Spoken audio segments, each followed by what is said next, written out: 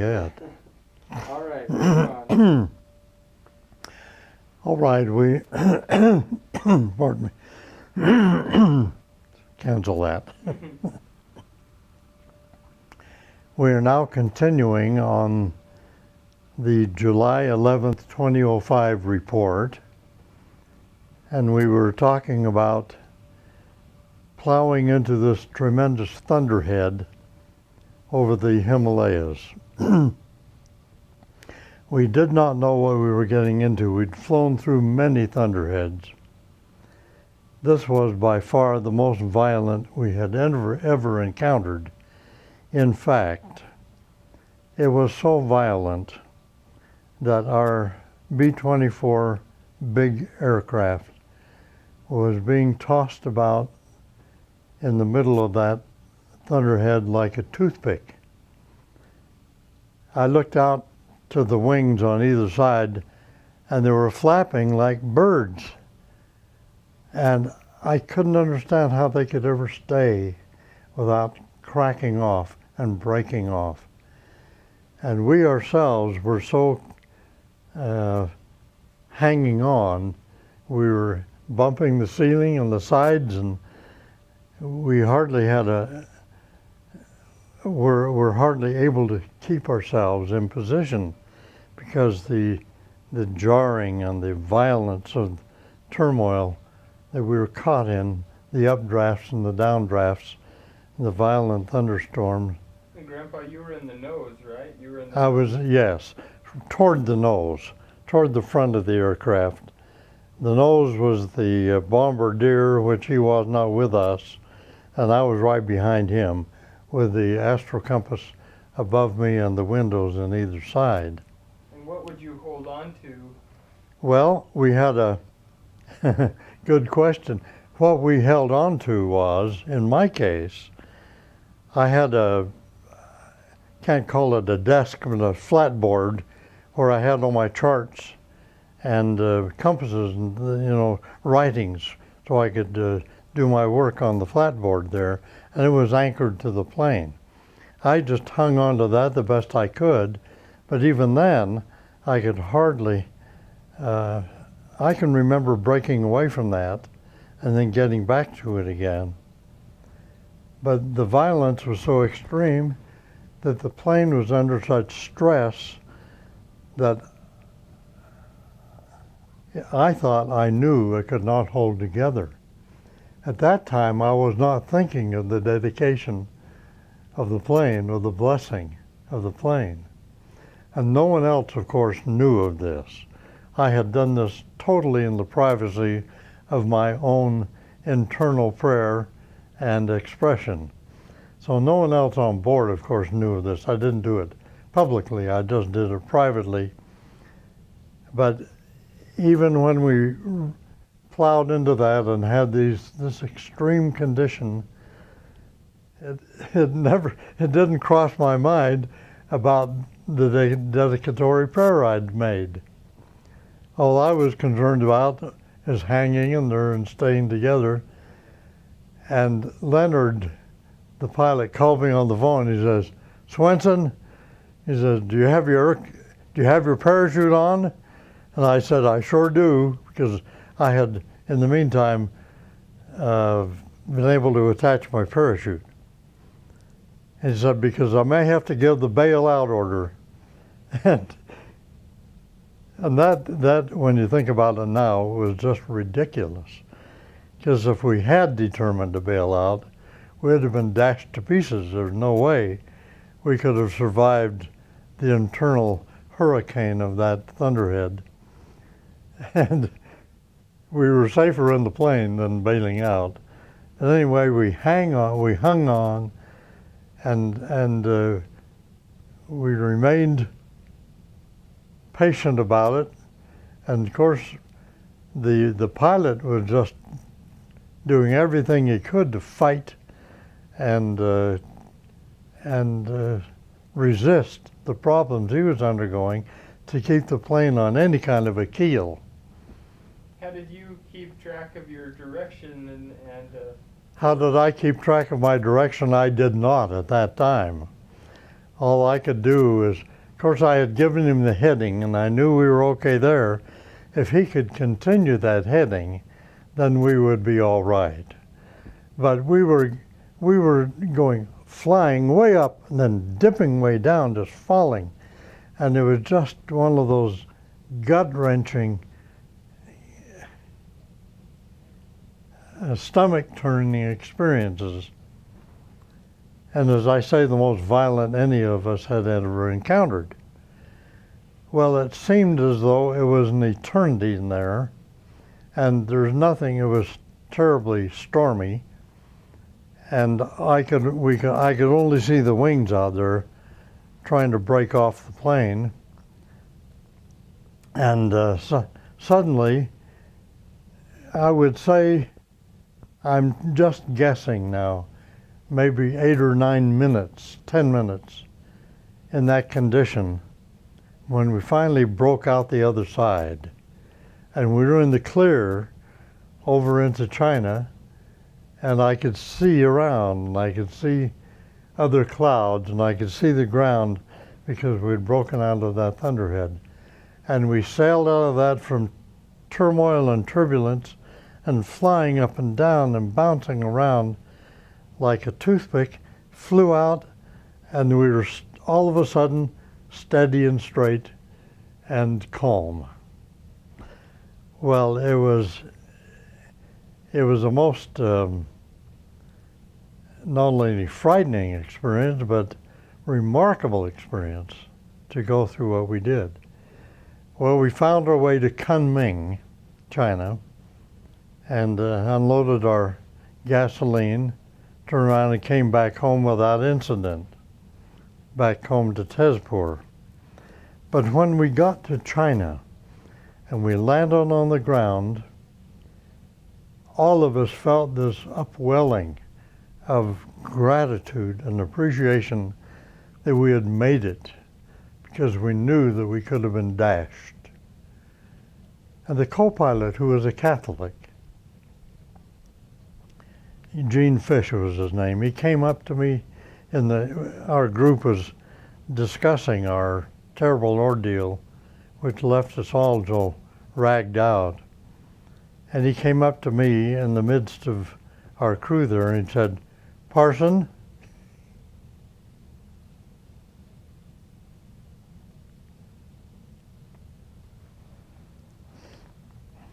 excuse me, I can't remember whether I'd ever explained before that was the nickname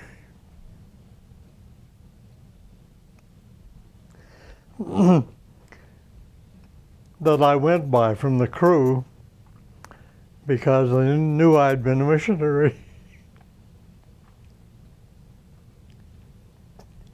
So the crew had this nickname to me that they would once in a while allude to, and they called me Parson. So Gene came up to me, the co-pilot. He said, "Parson,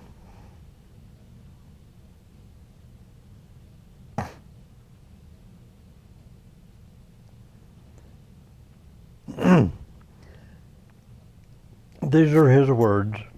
If you had not been on board, we would never have made it."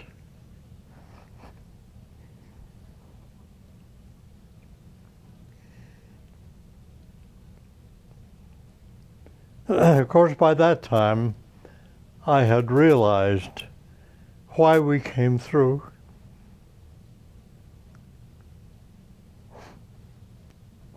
Because I had dedicated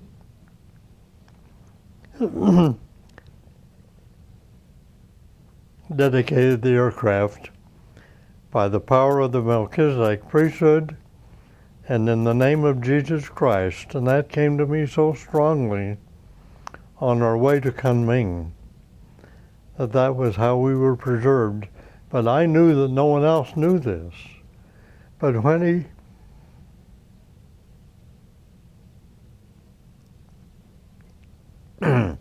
he came to me afterward and expressed that to me the way he did in front of them all, that was the confirmation to me that the Lord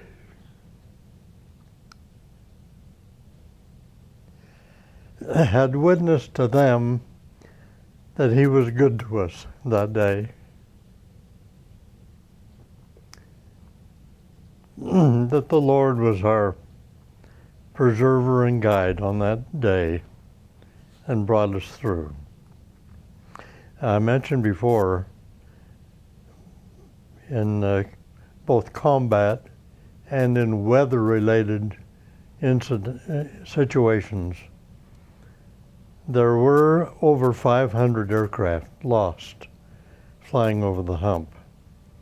And you see how easy that could be to go down under weather or under combat, either one. So, again, forgive me. I have trouble relating these wonderful things. You know, I've heard the expression before, don't ruin a good story by sticking too close to the truth. I've tried to stick to the facts, but I hope they make good stories at the same time. There are two other little experiences I'll relate on this. One day out of one of our air bases in China, we were waiting to take off. And it was evening, the sun was setting, and we were waiting our turn to take off on the Carmack. And then in conditions of war, you don't wait for anything, you just go ahead. When it's your turn, you move. Came our turn to move, but it just so happened that the aircraft ahead of us, the B-24 four-engine bomber ahead of us, had taken off down the runway, and we watched it take off and were waiting our turn, had disappeared over the end of the runway.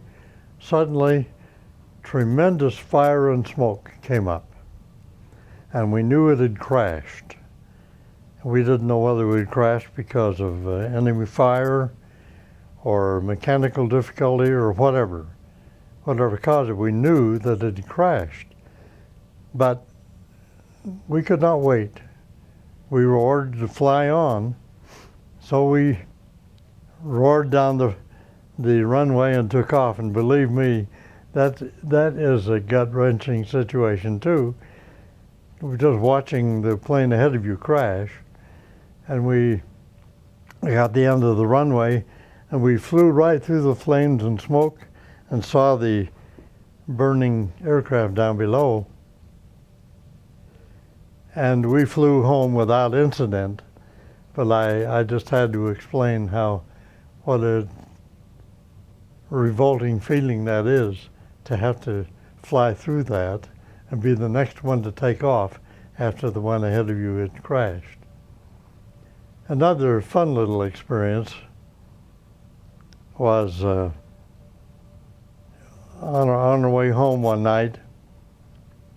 The pilot decided he wanted to have a little fun, so we flew very low over the Brahmaputra River, and those poor little Chinese people in their houseboats and their river boats and whatever else boats they were in, we kind of zoomed over them. He was having fun doing this, and those poor people down below, because we were so low and we were skimming the water almost, we could tell that they were frightened, very frightened of our flying over them like that.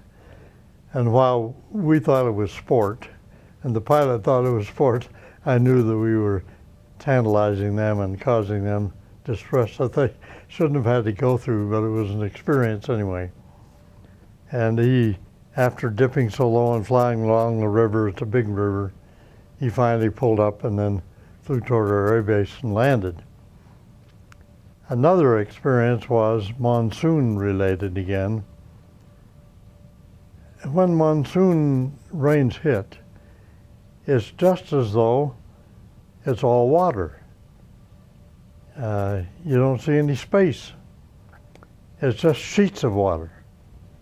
And we were flying in to take our landing one evening one night at Tezpur at our base, and this tremendous monsoon thunderhead was parked right over the airbase, right over the airstrip where we were to land. But Leonard, the pilot, determined that he was going to land anyway. Half the airfield was visible and the other half was totally not. Well, we were coming in for the landing and quite elevated, and we plowed into that sheet of water, and I have to give Leonard full credit for his capability as a pilot, because he landed that totally blind. After we hit all that water, couldn't see a thing. He went by instruments, and on the instruments on his panel, he was able to judge how to land that plane, and it was a very bumpy, troubled landing, but we made it without tipping over, without swerving or crashing in all that water. And I have to give him credit for it. I could just see him kicking those rudders and fighting that steering wheel, we called it, the flight control. But he made it, and we landed safely, even though very bumpy, and our poor man on the floor with all of his crossed legs and crossed fingers was about dying. But we made it. So those are some of the little things we went through. And these memories are nostalgic and touching. And as I said, there are thousands of stories that could be told far greater than mine, but these just happen to be mine. They're the only ones I know, so that's why I tell them. When you were in China, did you get a chance to go out, or were you pretty much on the base? No, the question is in China, could we see the area and go out and visit and sightsee a bit and get around? No, we were strictly confined to the air base, and we always had our dinner there and regrouped with new fuel and all of that, and we just, when we were ready to go, we just turned right around and flew back for another 5 hours. It was about a 10-hour round trip plus time on the ground over there, every flight we made. So no, sorry to say, we didn't get to see the territory or get acquainted around. What was your impression of China, just from the air and from... What we saw of China was a very beautiful country, and not comparable to the desert areas of the Mideast. When we got away from the jungles of India, it was very arid and dry and desert-like. And as we flew over areas of Arabia and Egypt and Jerusalem, Palestine, and over North Africa and all those areas, it was extremely desert-like and arid. When you flew over those areas, was that part of your normal route? Or It was not. Coming and I'm going? now referring to our trip home. Okay. And maybe that's a good thing to talk about a little bit right now. Because when the war was over, we were assigned an aircraft, a B-24, 4-engine. We were assigned that aircraft to fly home and take back to the States. So when the war was over, we were more freelance, and we weren't concerned about enemy or fly intercontinentally now back to the States. So maybe I could relate that I'll try to do it briefly. But it was a marvelous world tour we had on the way home. We took off from Tezpur, India. We flew into Karachi, India for some refueling. But on the way from Tezpur to Karachi, we flew by Mount Everest. We couldn't get too close to it because our route, we would have to have diverted our route quite a bit to the right, and we weren't about to do that. We wanted to stay en route and be sure we had enough gasoline to get where we were going each time. But we could see Everest in the distance.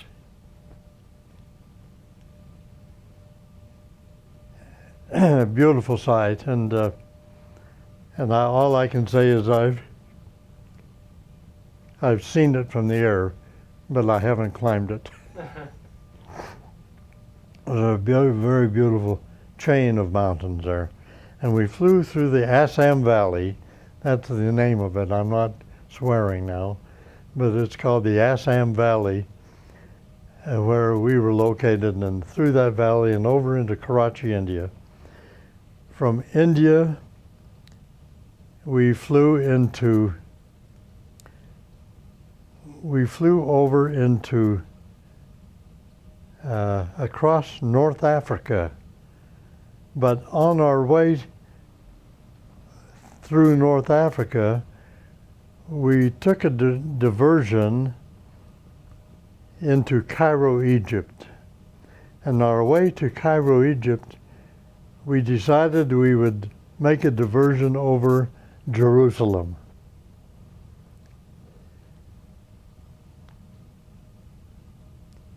And I persuaded Leonard, the pilot, and the other crew. I said, while we're this close, let's fly up by Jerusalem.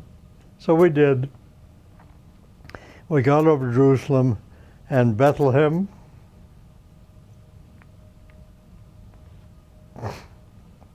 And saw the Great Wall around Jerusalem and all of that area. We got a very good view from the air of the things that we had known about in our history and biblical times and all. And to me, of course, it was a special thrill. Even though I've never been to Jerusalem or Palestine on the ground, I never have made it over there on a tour of anything, but I did get to see it from the air.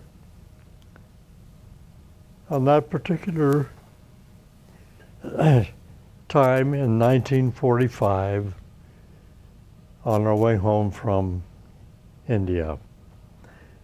And so from when we circled Jerusalem and Palestine and Bethlehem and that area, then we made our way toward Cairo, Egypt. We landed in Cairo, and there in Cairo we had a chance to do some sightseeing.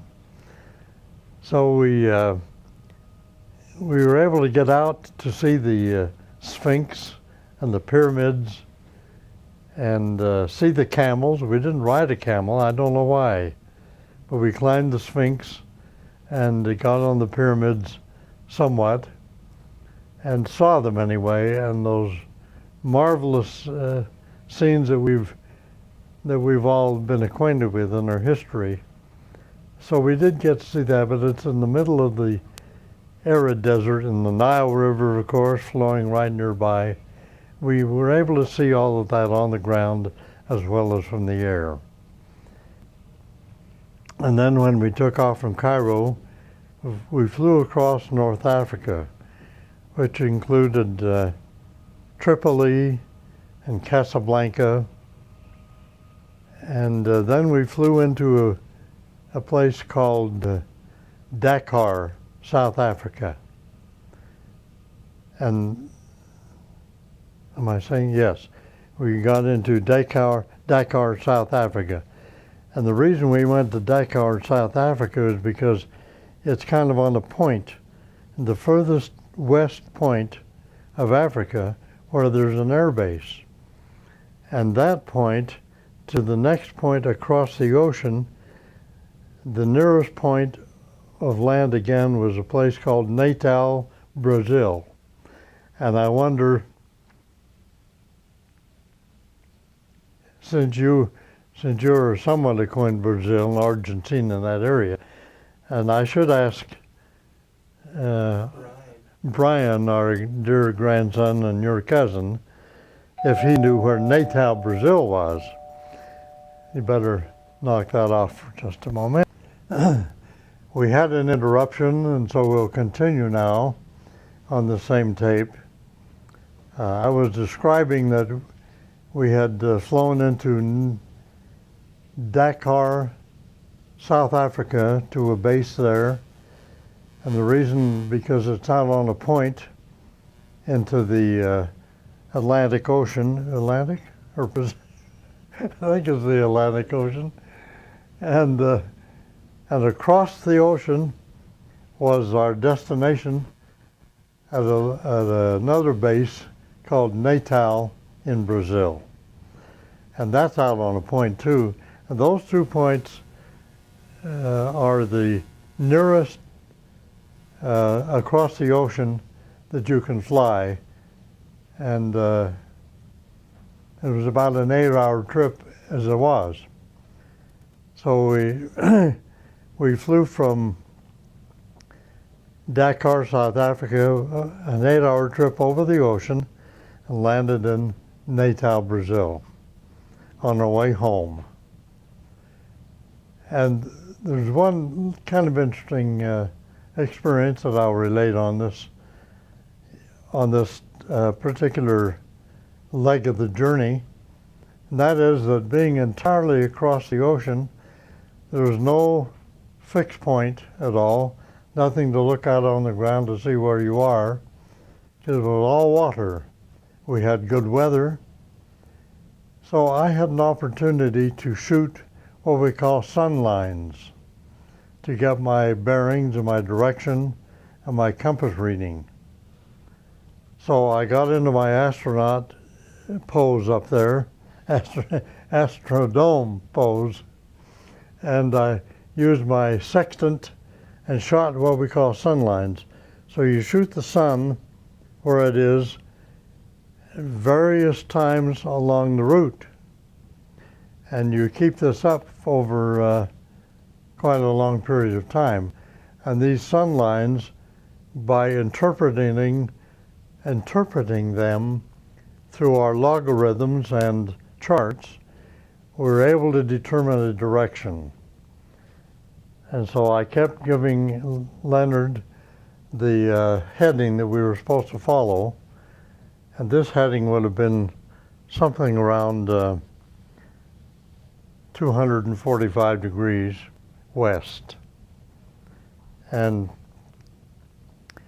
I told him, I said, now, Leonard, I said, I want you to stay in the air, even if you can see Natal and the landing strip that we're going to below. I want you to stay in the air long enough until we're right abreast where our destination, because I want to see how accurately I've been able to figure the sun lines. And we've always been told in our navigation training, if you're within 20 miles of your destination with sun lines, you're within good tolerance. Well, I wanted to see if I were in tolerance on this after 8 hours of flying over the ocean, taking sun lines with my astro compass. And so we looked down and we could see Natal, Brazil down below to the left, and we could see the airstrip we were going to land on, but I wouldn't let him go down until we were abreast of it, because I had given an ETA, estimated time of arrival. I can still remember it, of 1620, meaning I had to judge the distance, the winds aloft, airspeed, and our own airspeed, and calculate all of this along with the direction we were going. and by gum, at 16:20, we were abreast of our airfield, of our destination, and we were about 5 miles off.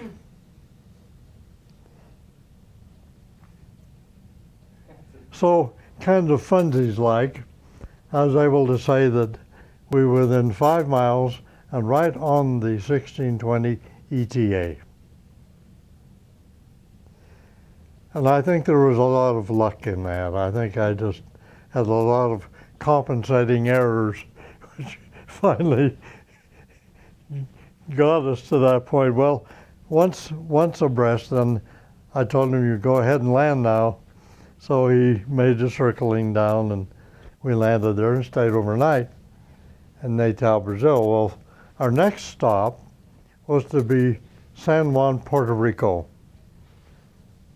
out in the just off of South America to the north, those islands between South America and the United States. So San Juan, Puerto Rico was our next stop. And we landed there and nicely, stayed overnight, refueled, and our next stop was the good old USA.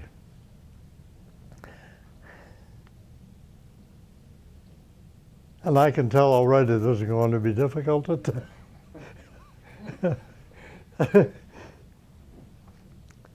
difficult to describe again, because this is one of the spiritual experiences I've ever had.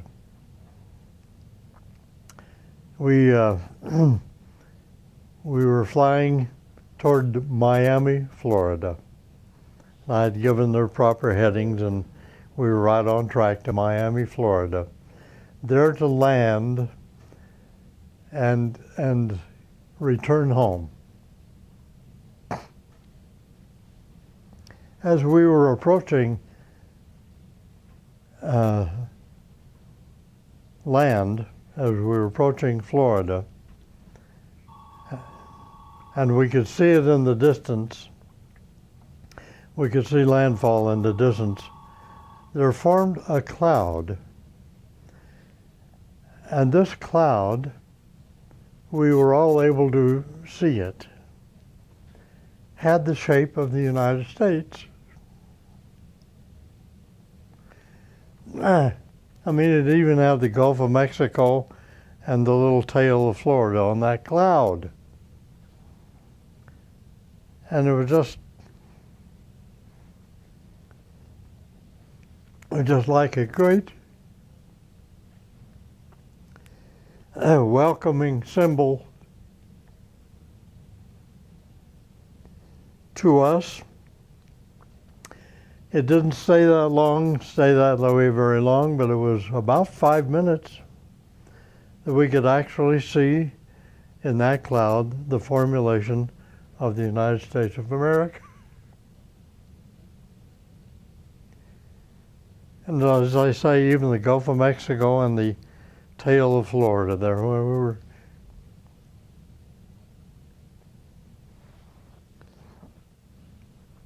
Where we were heading for our destination. Well, we landed in Miami.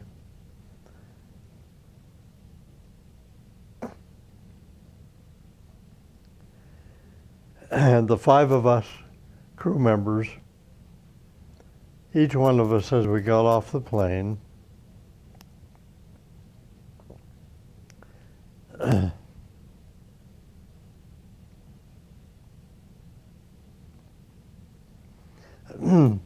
we each of us knelt down and kissed the ground.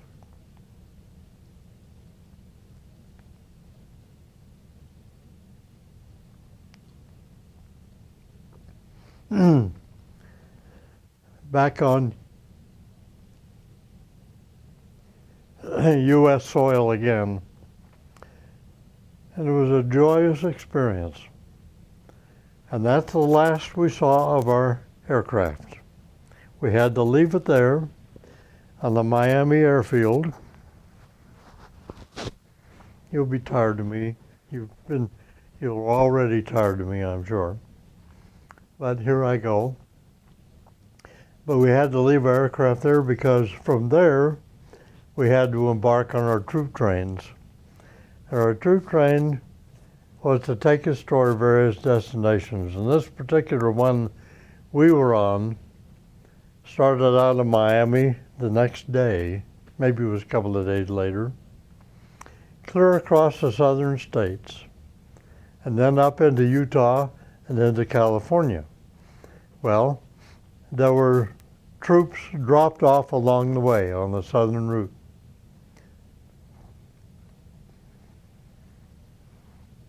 All through the various states. These troops had gathered from all over as they came into America. They might have been infantry, they might have been Air Force, they might have been Navy, they could have been any service people. And anyway, we were all on this troop train, all of these service people returning home from the war and being dropped off various places along the route to their various states that they went through. And we went through Alabama and Louisiana and Arkansas and Texas, and then on up into Utah where I dropped off. And so, mission over.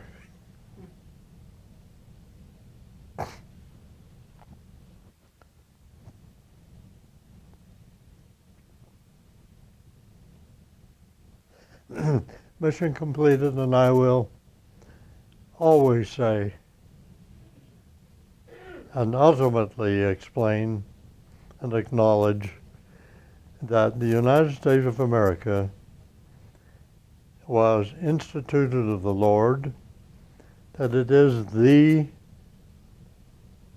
promised land, and that we know that there America was prepared for the restoration of the gospel through the prophet Joseph Smith and all the succeeding presidents and prophets to our present time. And America is indeed the land of liberty and freedom and the land of the restored gospel. You might terminate that for just a moment, if you will. We had a telephone call that I had to just interrupt briefly. So that's the extent of my service career, with many things unsaid in between, but hopefully the highlights have been delivered, and I shall ever be grateful to our Heavenly Father for the great experience and the great blessings that He attended us with all the way to me and ours and our family. Grandpa, can I ask, what was the length or the duration of your military service? How long were you away? I was in the military about 2.5 years. So how old were you when you returned home? And when I returned home, it was in the fall of, I was 25 years of age upon returning home. And it wasn't until about 2 years later that Shirley and I married. So I was home about 2 years, attended the U of U, played tennis, and found my wife and started our family in the year 1947. When you were returning home, were those set orders that you had to go to Cairo, India, or Cairo, Egypt, and then to this place, or did you just kind of determine by yourself? The question is, was our route predetermined and set on the way home from India? We had the specific orders laid out as to where we would land each time for refueling and overnight stays. The only thing that did not include was our flight around Palestine and Jerusalem. we took that on as our own little diversion to fly over Jerusalem, but everything else was set in the orders. Did your other two friends return home safely as well? That you? Yes, indeed. Dick North and Franklin Knowlton all returned home safely as well. It's interesting that Frank Knowlton, however, instead of terminating in India as Dick North and I did, they received orders to go down to Australia and New Zealand to continue their war mission down there. I'm not exactly sure why, but evidently there was still a need in that area for their activity and for flying supplies in their B-24 bomber. So they flew, and his term was extended perhaps another 4 months beyond Dick and mine. And so Frank didn't return for about 4 months later after we had. And he had that diversion, he and his whole crew, down into Australia and New Zealand. While you were there, did you correspond much with many people or keep a journal of your experience? I tried to, the question is, did we correspond very much with different individuals, and did we keep a journal? I started quite diligently with a journal, but I didn't keep it up very well. But yes, I corresponded with friends and family regularly. It had to be under strict conditions because of censorship, so we couldn't tell very much in our letters without being censored. So we had to be careful of what we said and where we were and what we were doing. So thanks for listening. Thanks for watching. And we will continue on some additional experiences at a later time. November the 14th, 2005. And this is marks an anniversary for Vernie and I of 58 years of being married. After he came home from, where were you? The service in India. I was living in Washington, D.C. I had worked there for 4 attorneys for the government. My brother-in-law had written to me and told me about Vernie, and I should meet him. Say the names. My brother-in-law, Rex Salm, married to my only sister, Kay, Catherine Salm, which is interesting. She met Rex when they were at the Y and married him during the war as well. So he wrote to me and sent me a picture of Vernie. And in the meantime, I was going with a fellow that had come home from Europe, was in the war, and he was stationed back in Washington, D.C., Bruce Peterson.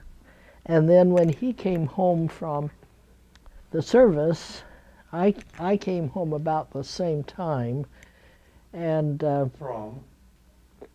from Washington, D.C., and he, Bruce, was called on a mission to Great Britain, and he asked me to write to him, and he became quite serious in his letters.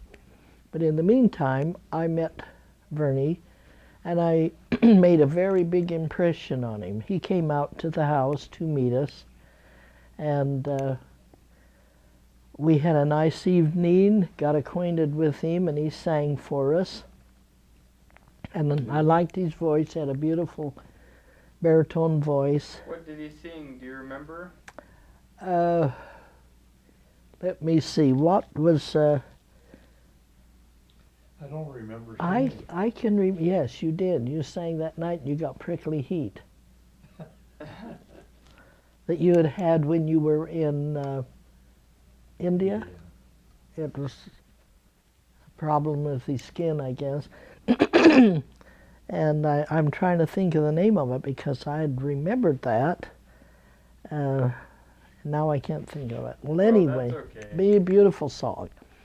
And then I never heard from him for 3 months. So I really made an impression on him.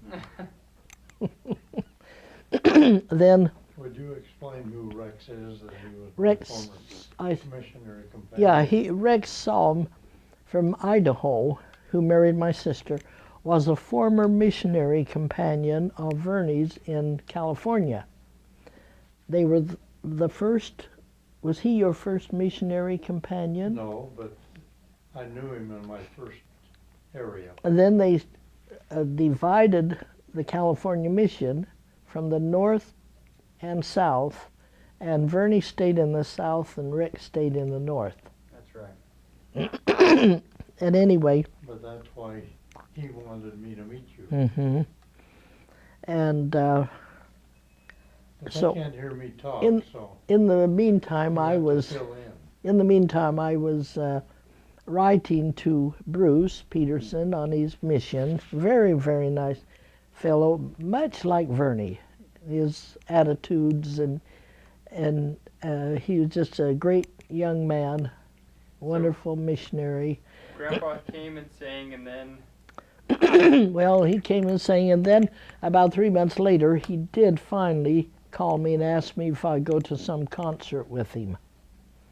And I guess that started it off and on, didn't it? And then in the meantime, a girlfriend of mine that I was working with in one of the offices as a secretary, she was in the Tabernacle Choir. She said, "Shirley, why don't you come and try out for the choir?" And I did, and I went before Brother Spencer Cornwall. And he brought me in as an alternate. That's what they do when they first have you come into the choir as an alternate. And then you're that means that there's always people that are absent, and then they put you in the seats to fill in where the people are absent. And then, about that time, I had gone with Vernie. Oh, and then I joined the choir and didn't tell him that I had made it. And I went to the Tabernacle. They put me in a seat quite low, and I was about opposite to where Vernie was sitting. And I'll never forget how we were singing, and all of a sudden he looked over and he took a double take because he couldn't believe that I was sitting in the choir singing. So we went together for about a year, didn't we, Vernie? Off and on. And but he wasn't serious. I was just a good date. And then I lived in Holiday on 45th South, 16th East, and my bishop was Bishop Bernard P. Brockbank. He later became a member of the Quorum of 70. And one evening, a knock came at the door, and there was the whole bishopric. And they asked my parents if I would go on a mission. And I had been home from Washington, and I had this problem with my nose and throat, and Mother said, "I don't want you to go. You're not feeling well enough. You're not feeling up to leaving," because I had a lot of problems in Washington where it was very damp, humid and damp.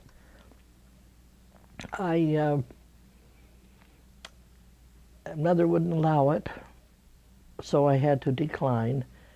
And about 3 or 4 months later, Oh, my darn voice. 3 or 4 months later, let's see. No, it wasn't. I'm sorry, it wasn't Bernard P. Brockbank. It was a brother Henniger who was the bishop. They came, and then 3 or 4 months later, he was released because his family moved to California. Wow. And then it was Bishop Brockbank and his new bishop, their new bishopric, that came to the door The Winder Ward. from the Winder Ward. Up there, the old meeting house on 40th South and Highland Drive, that was my ward. So, Grandma, I think you've already told this part now. I thought she had. oh, had I? So let's jump ahead now to when you get back. Okay. Um, Anyway, I finally accepted a call to go to Switzerland. And then it was a very cold time. I did labor for 6 weeks in Philadelphia, Harrisburg, Philadelphia, Pennsylvania, Philadelphia and Harrisburg in Pennsylvania for 6 weeks waiting for my visa. And then they said, oh, we'll send you to Denmark to wait for your visa, not there. So I went to Denmark and I was there 6 weeks. Then I went out with the young missionaries in Denmark, lived at the mission home and enjoyed that, but it was the coldest it had been in 100 years. And light and food, heat, everything was rationed at that time because it was in 1946, right after the war. And we used to take turns sitting on the radiators to keep ourselves warm. Slept on the floor with a blanket over us. It was cold. Grandma, we've talked about we've had you do all your mission. Oh, I finally left Denmark and went to Switzerland.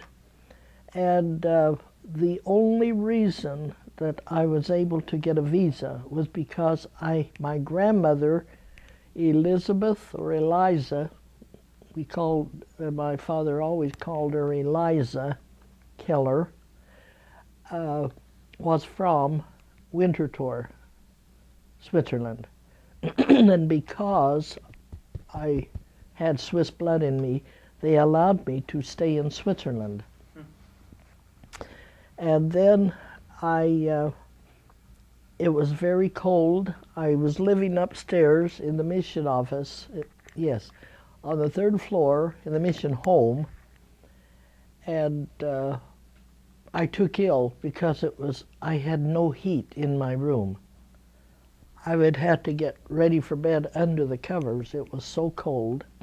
It was a huge, like a mansion almost, the mission home was, because most of them are huge homes. And the heat never got on the 3rd floor. It was just, and they had repainted this room in which I lived, the bedroom, and all of the paint peeled off the walls. And so I took ill again with my nose and throat. I went to the hospital and had x-rays. The doctor sent me there, and they decided that they would drop acid in my nose. My missionary companion, I didn't have one for 3 months, and then she finally came from Vienna, Austria, bringing some little children in who were malnourished, LDS children. And we talked about You this. explained all that. Okay. Yep. And so I went to had this, and she'd been a nurse, and she told me that not to put the acid in my nose. And I think I've told that. So the mission president could see that I was going downhill, and he said, I think you better go home. And I didn't ask him to send me home, but he said, you could probably finish your mission in another area in the United States. So when I came, Through all that. Yeah, yeah. Okay. We've been through all this when you came home. Yeah. Okay. Put a pause. There was a fellow in the choir, have I told you this, that lived in my ward, and he told Vernie that I was coming home. Vernie did not know it, Mhm. because I hadn't written and told him. So he came out to the house, and in bed at that time, wasn't I? And we started to date. I was under doctor's care for quite a number of months to see if they could help me, because my face was quite swollen. And so we started going together again. And then one night, I was playing the piano for him to sing at different programs for Mutual. Young men, young women, but we used to call it Mutual at that time. And I said to Mother, I just can't keep up going with him. And we're not getting anywhere, about like your sister Emily, I guess. And he asked me if I would play for him to sing this one night in Mutual at a program, and I told him yes, and I told my mother this was the last time I was going to go with him. And so I was all prepared to tell him. Oh, and he said, after he said, I'm sorry, I'm going to have to take you home because I have another date. Oh, he was great. I said, okay, that's fine. And he drove up around, he said, I'll go the long way home. I don't have to pick her up for about an hour. Can you believe that? Oh, man. So he drove me by, this is the place monument. He got in the glove compartment, he stopped and pulled it open, the glove compartment open, and handed me a little package. Then he asked me if I'd marry him. And I was flabbergasted. Contained a ring. I was, You have to explain. yes, the little package was a diamond ring, and I was just ready to open my mouth to tell him this was our last date. So right there in the car, he popped you the question. Yeah, he did. He did. 1939 Ford. Say that, Grandma. Say it, what was it, a 1939 Ford. It was, and it was loud. The tailpipe, It has a little oh, noisy tailpipe. So Yes, Grandma, so you were shocked. I was shocked. Very, very shocked. And what did you say? Did you say yes right away? We drove home, and I told my mother. Yes. Yeah, we did, but I went home and told my mother, and I showed her my ring. Well, I was there too. Yeah, Vernie. I said we drove home. And I asked for your hand. And he asked Mother, and at first she looked at it and she said, where did you get that ring? Because I had told her I was going to that would be the last date that I was going with him, and she wondered, where did you get that ring? That's great. And then Vernie said, well, let's see. He said it's September. Please say that I asked for your hand. Yeah, well, he asked Mother, and And you have to say it. he asked Mother if he could marry me. And so she accepted, and I accepted, and so we started making plans. And let's see, and he didn't give me very long, because he said, well, it's September, and how about getting married in November? 2 months. Oh boy. Plenty of. And I was working at radio station KSL at that time. So several of the girls that were working there became my bridesmaids. We found a place at the Hillcrest Ward where to have our reception. It wasn't a great big one, but we invited our close friends. And then I got the flu, didn't I? No. I was quite sick that day. 58 years ago, had the flu, didn't know whether we ought to cancel it or not. And then after we got married, we went out and got in our car, and the KSL people had made a dummy sitting in the back of our seat, stuffed a dummy, and put tin cans, and then we went all over down State Street to get rid of them. Then we went and stayed at, what motel was it, Vernie? Covey Motel. Covey's Little America. Covey's Little America. And when we went in the room, there were some I worked for radio announcers. I was a secretary to the program manager, Lynn McKinley, and a lot of radio announcers. And there were 3 or 4 or 5 of them in our room. So they called. How they found out. They called Joseph Kerr, who was a radio announcer and who was on the night shift. 1160 Club it was called. So on the radio, they turned the radio on, they called him, and he said, if any of you want to visit Vernie and Shirley, or call them up, they're down at the Covey Motel on the radio. And they just sat there, didn't they, Vernie? And I was so sick with this cold. So they just sat there for how long did Oh, they? for about a half an hour, Oh, 45 no. minutes. Yes. And they says, they said, well, we're used to being up at night, and we could take shifts and just sit and entertain you. Oh. And they had sewed our bed sheets together, and never forget that. But they were Oh, no. 3 or 4 radio announcers. They're very, very nice. Yeah. Well, And- tell us a little bit more about your reception and where you got married in the Salt Lake Temple. We were married in the Salt Lake Temple. Who married you? Elder John A. Widsoe. Wow. And he was an apostle of the church, and Vernie's mother knew him when he was a young boy in Norway. Was it Oslo? Mm-hmm. Oslo, Norway. She knew him. Elder Widsoe lost his father when his father's around 30 years of age. He died of a heart attack. And the mother took in sewing in Norway. They heard about the church. They joined the church over in Norway and came to Utah.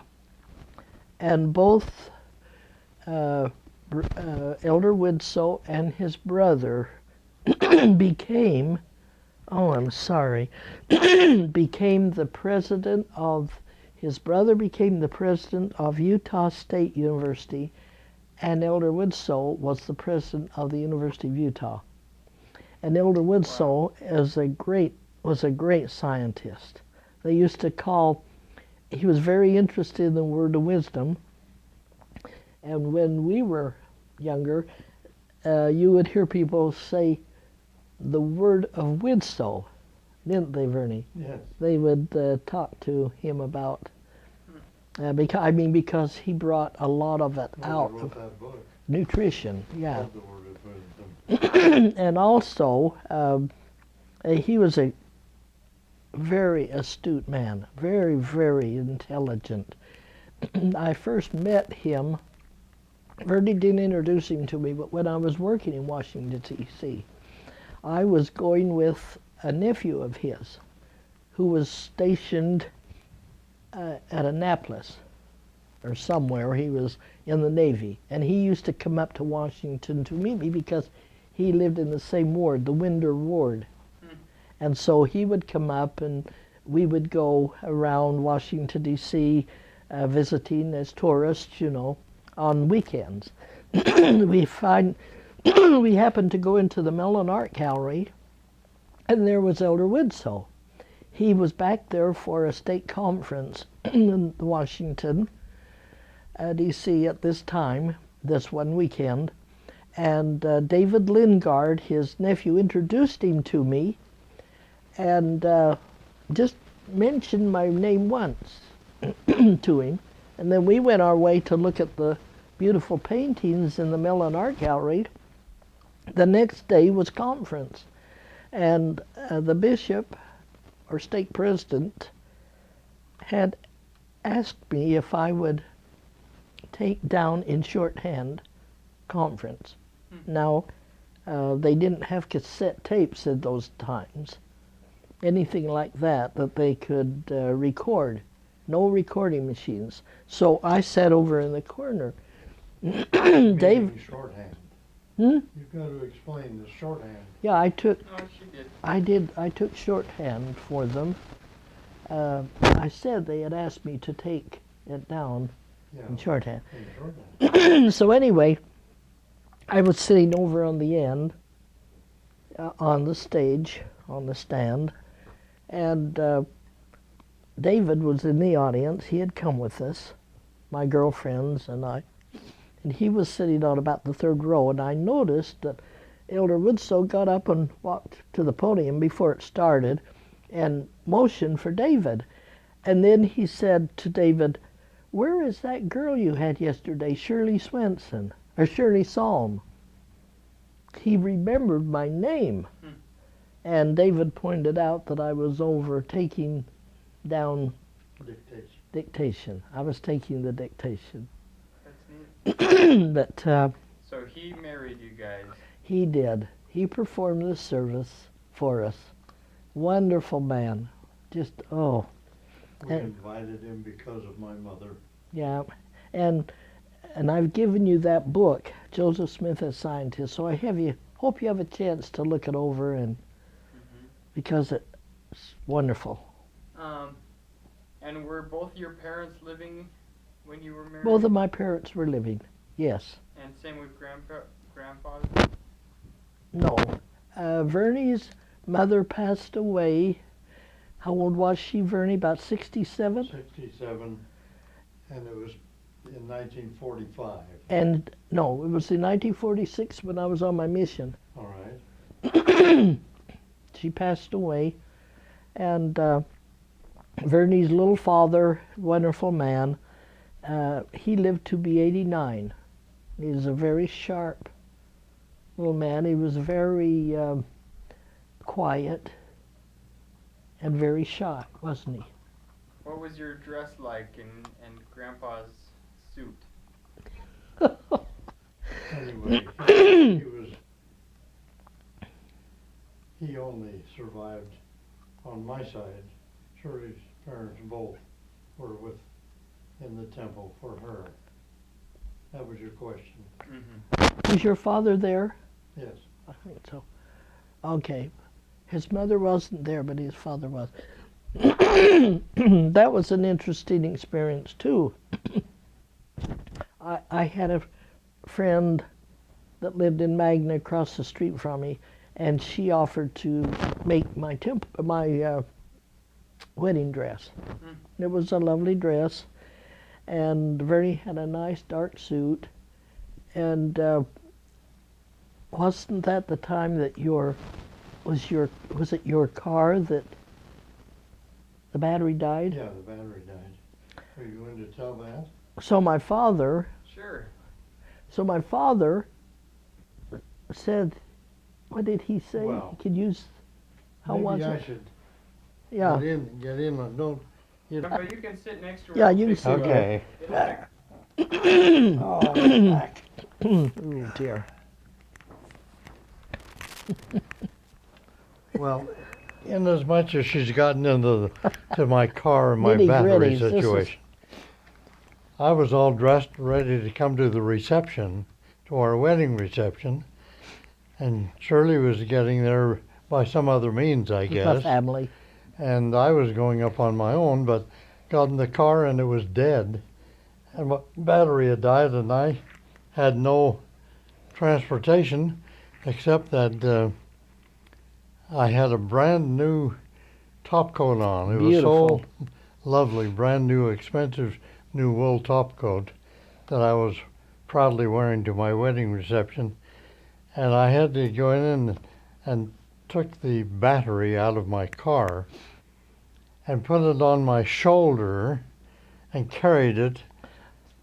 And I can't quite remember. I must have been close to your home because that's where I took it, and appealed to your father for help.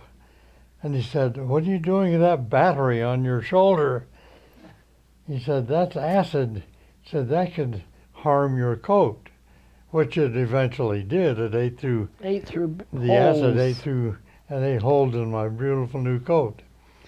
But at any rate, he came to my rescue and somehow got another battery in my car, so I was able to get up there to the reception. Then he came out and he looked real nice in a tuxedo, but his shirt kept flipping out a little bit, and he'd keep pushing it in, you know. And Ken Rogerson, who owned Rogerson's Music Appliance that Vernie worked with at that time, let him borrow his tux. At that time, there weren't many stores renting, I guess, and they were about the same size. And so when Ken came, and he kept pushing his shirt in, it'd sort of plop out. And Ken Rogerson looked at him when he came through the line, and he said, "Vernie, where are the tuxedo buttons for your shirt?" And Vernie said, "Well, these were in the shirt, and I thought they were the tuxedo buttons." And he said, "No, when the shirt was at the laundry, they send it back like that with laundry buttons." And so when Vernie went back into the box, there were all of the buttons for the tuxedo shirt. Real jewelry. Real jewelry, lovely jewelry, but Vernie just put the laundry buttons. So we'll never forget that. He'll never live that down either. But he had never worn a tuxedo before, so he didn't know, Sure. you know, so you live and learn. So you felt okay enough to make it through the reception? Was able to do it, yes. And Vernie and I, my mother said, "I'll give you $50 as a gift, but we can't give you any more than that." They had lived through a depression, and they became very, very frugal. So Vernie and I were 6 months later paying for our flowers. We didn't have a cake. It was just a very small reception with, I think all we had Well, we was... sent out 500 invitations, I remember that. Say that. Are you sure? Grandma, say that into the microphone. Well, Vernie said we set up, well, I think we had about 300 come, maybe. We had about 300 come. Wow. But we didn't. It was a very plain little... And where were you at again? Where did you We have were- the reception? Our reception was at the Yellcrest Ward in the Bonneville Stake, up on 20th East and about 18th South. Very nice ward. That's Jenny's ward. That's right. Yes. Yeah, that's where we were. So you went to the hotel, and there was all the radio broadcasters. Yes. Did you have a honeymoon? Did you go someplace? My sister, Kay, and her husband lived in Berkeley, California. He was in the school in Berkeley studying architecture, and they had invited us down. And so we went to Berkeley and stayed for a couple of days and visited with them and visited San Francisco. We didn't take very long because I think you had to get back, go to school, and he was Work. and work. So when you got back, Just one more thing regarding the reception. Explain that during the reception I stepped out of line, and I don't mean that Yeah. being wrong, but I stepped out of the line that we were formed and sang to Shirley. September song. Well, there it is. Sang September Song, which was our theme song. Did we sing that at your reception? We did. that's right. Yeah. We sang that at Russ and Jenny's Mhm. reception also. That's about the last time we've sung. Anyway, that's our theme song, September, November. Okay, Okay. now, All right. Well, tell us more about when you got home. Where were you living? Vernie had Vernie had bought a little home down on 5th East and 33rd South. There were just new little homes around there, not very expensive, not very big, for his mother and father, and then she died, was never able to live in it, was she? But Vernie and his father lived there. And so I moved in to this home, and we stayed there several months. it was a new home. Yeah, it was a new home, and then he had some property on Sherman Avenue above 11th East, and so we decided to build a home there. And then we built that home and lived there for 2 or 3 years. Yes. And How did you build? Did you do a lot of the building, or did you have it built? he had it built. He had this home built, a nice little red brick home. How many bedrooms was it? There were just 2 bedrooms on the main floor, a nice basement, and it was still a little small for us. But we had David and Randy while we lived there, and then we decided we looked around for a little bigger home and found this home being built up on Gilmer Drive. So this is the one we bought after 2 or 3 years. Well, I guess Randy was about a year old, was he? Year or 2? I think so. We probably were there about 2.5, 3 years. Mm-hmm. So how long had you been married when you had David? He was born in 1949, March 17th, 1949. It's We about were- a year and a half. Mm-hmm. And by then, was Grandpa still in school, or was he just working? Grandpa was working part-time. We were in the Tabernacle Choir. He was in the Stake Young Men. He was playing tennis. He was a captain of the tennis team at the university. He was playing tennis very hard. Rick Warner was his doubles partner. He loved his Not tennis. at that time, but later. Later. Rick was. But, well, not much later, because At He that was- time, I was not in school as Rick. well, and when was it that he had, Well, it doesn't matter. well, really. this was interesting because you had to give up school. He had a breakdown. And for about 8 weeks he was trying to work, but he couldn't even walk. And the doctor was concerned. I was working for the government, and the doctor said, I don't know whether Vernie's going to come out of it or not. He had a fever, and he had just completely lost his strength. He told me I'd had a heart attack. Yeah, he did.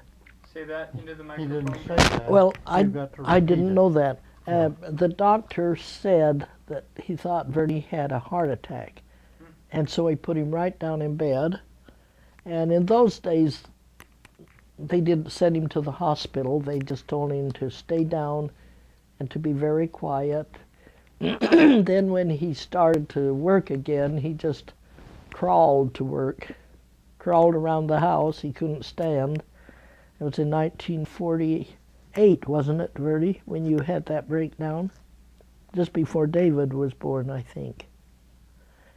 And it affected his eyes. Do you remember that? You just had a hard time even You can move on. maybe a week. Well, anyway, so he quit school at that time and continued to work.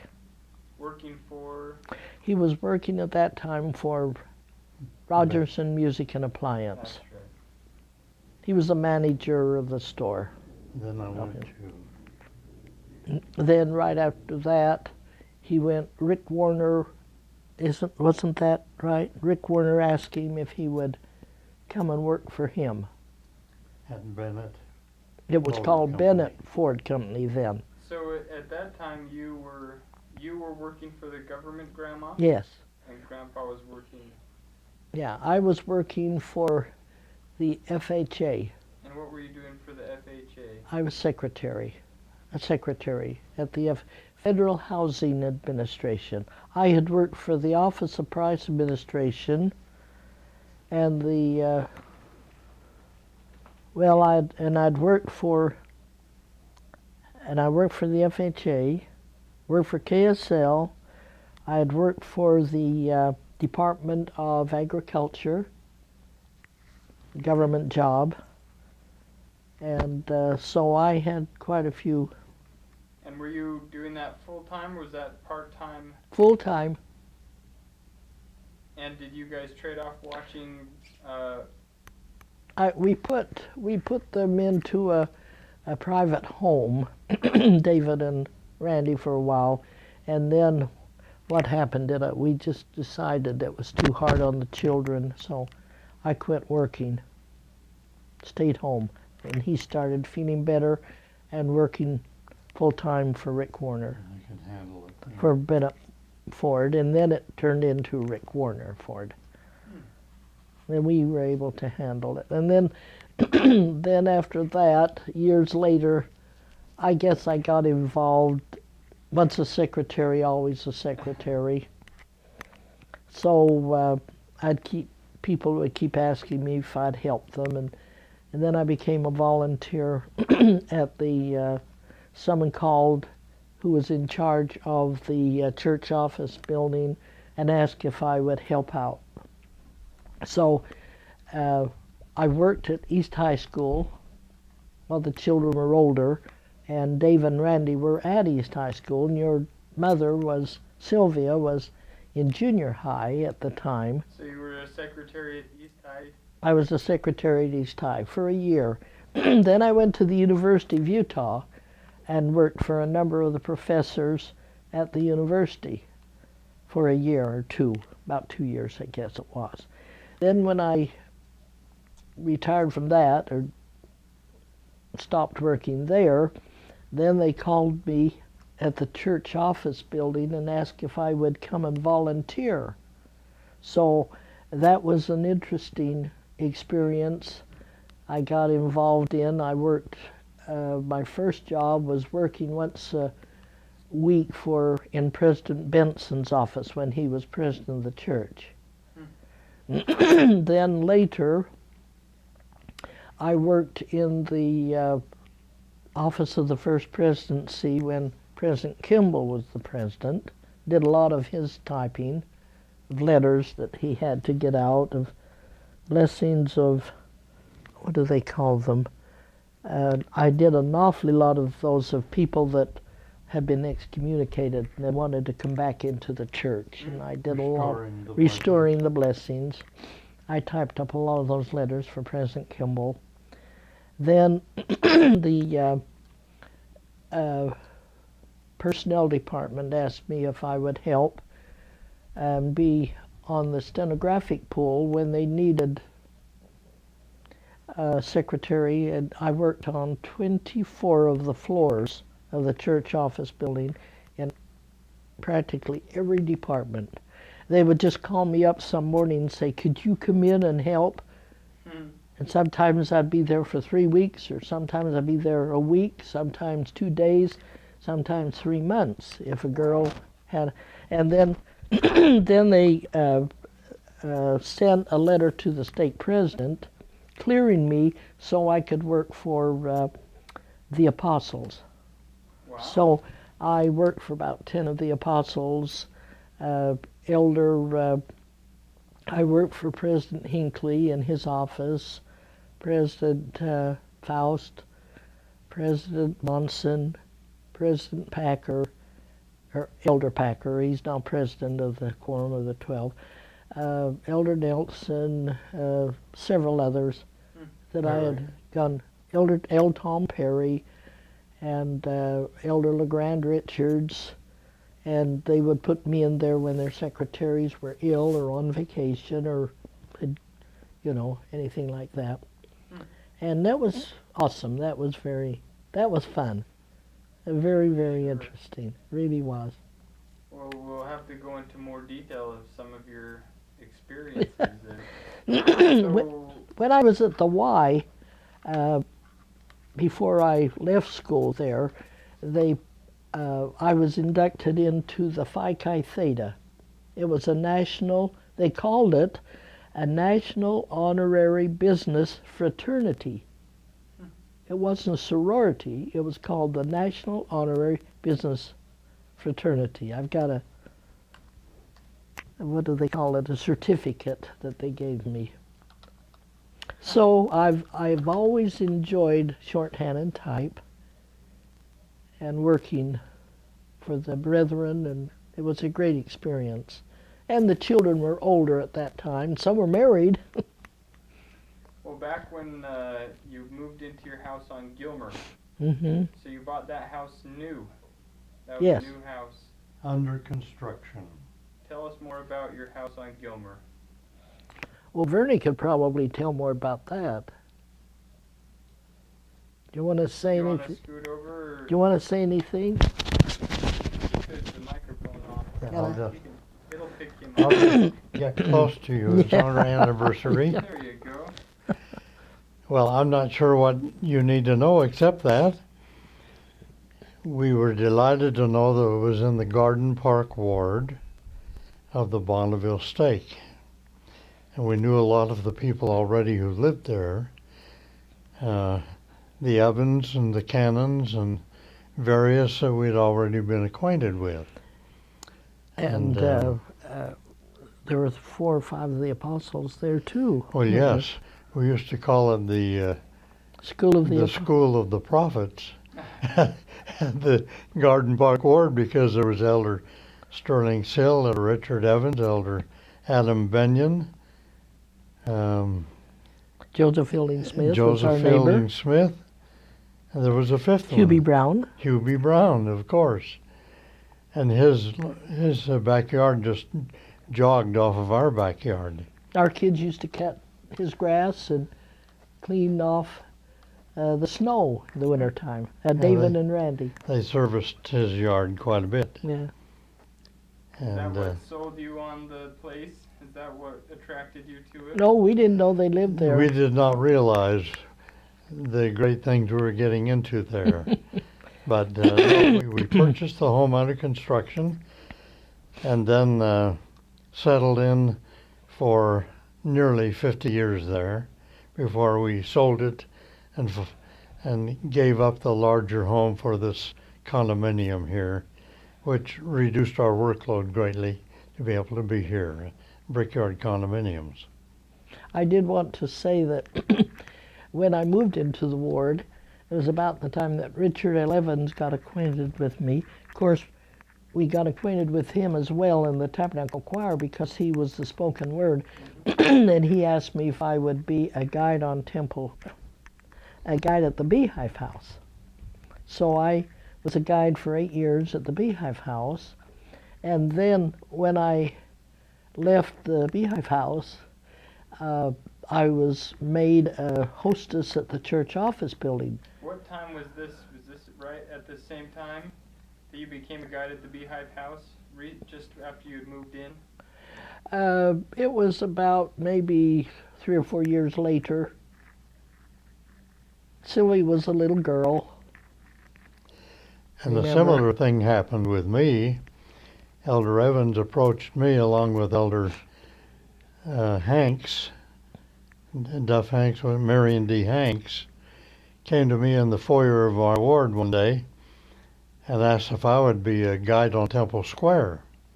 So about the same time I was appointed as a guide on Temple Square, which I served for 21 years, they asked Shirley quite soon after that to be in the Beehive House and the church office building eventually.